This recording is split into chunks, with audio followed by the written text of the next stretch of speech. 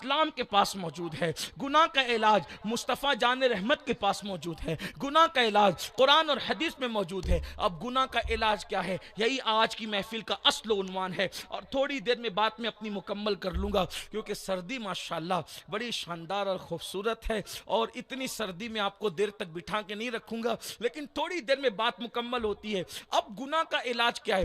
جو چاہتا ہے گناہ سے بچنا، اس کو ایک ہی کام کرنا ہے۔ گناہ کا علاج کیا ہے؟ گناہ کا گویا انجیکشن کیا ہے؟ گناہ کی دوا کیا ہے؟ گناہ کا علاج کیا ہے؟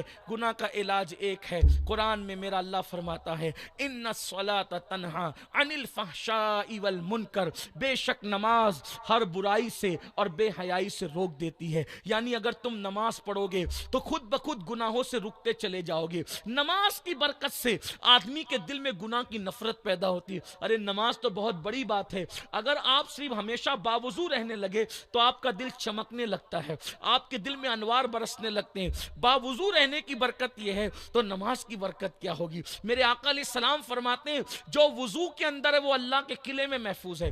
وضو اللہ کا قلعہ ہے، جو باوضو رہتا ہے وہ اللہ کے قلعے میں محفوظ رہتا ہے۔ اللہ اکبر۔ بتاؤ اگر کوئی بادشاہ کے قلعے میں رہے گا تو کوئی دشمن اس کو نقصان پہنچا سکتا ہے؟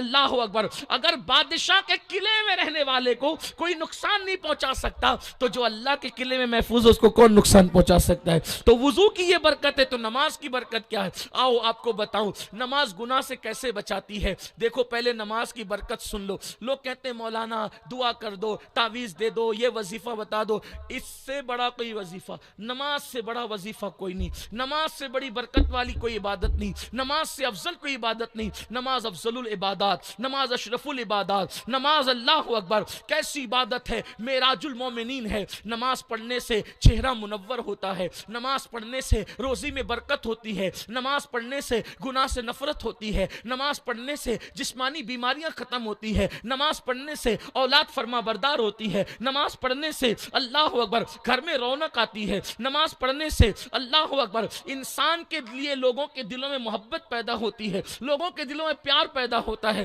نماز پڑھنے سے دشمن بھی دوست بنتے ہیں، نماز پڑھنے سے بری نظر کا اثر لوگوں پہ نہیں ہوتا۔ نماز کی برکت یہ ہے کہ اللہ اکبر جب نماز پڑھنے والا نماز پڑھتا ہے تو جب اس کو موت آئے گی تو اتنی آسانی سے موت آئے گی۔ نمازی کو موت اتنی آسانی سے آتی ہے جیسے دودھ پیتا بچہ ماں کا دودھ پیتے پیتے سو جاتا ہے اور اس کے منہ سے ماں کا سینہ نکل جاتا ہے، اس کو خبر بھی نہیں ہوتی۔ تو جیسے بچے کے منہ سے ماں کا پستان نکلے اور بچے کو خبر نہیں ہو نیند میں، ایسے ہی نمازی کی روح نکلتی ہے، اس کو خبر بھی نہیں ہوتی۔ ایک مقام پہ فرمایا جیسے آٹے سے بال آسانی سے نکل جاتا ہے ویسے نمازی کی روح آسانی سے نکل جاتی ہے، بہت آسانی سے اس کو موت آتی ہے۔ اور جو نمازی ہوتا ہے اس کی قبر کا حال یہ ہوتا ہے کہ اس کی قبر جنت کے باغوں میں سے باغ بنا دی جاتی ہے۔ نمازی کو جب قبر میں رکھا جاتا ہے، اللہ اکبر سننا، غور سے سننا، یہ نماز کی برکت ہے، جب نمازی کو اس کی قبر میں رکھا جاتا ہے تو اس کو وہ کبھی بھی دفن ہو،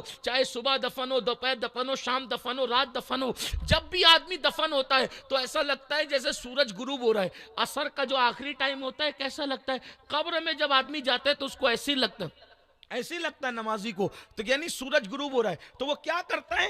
وہ فرشتے آتے ہیں، منکر نکیر، دو فرشتے ہیں، وہ جو سوال کرتے ہیں منکر نکیر، تو وہ جیسے ہی اٹھتا ہے، وہ نماز کی عادت ہوتی ہے تو وہ کہتا ہے ارے ارے میری نماز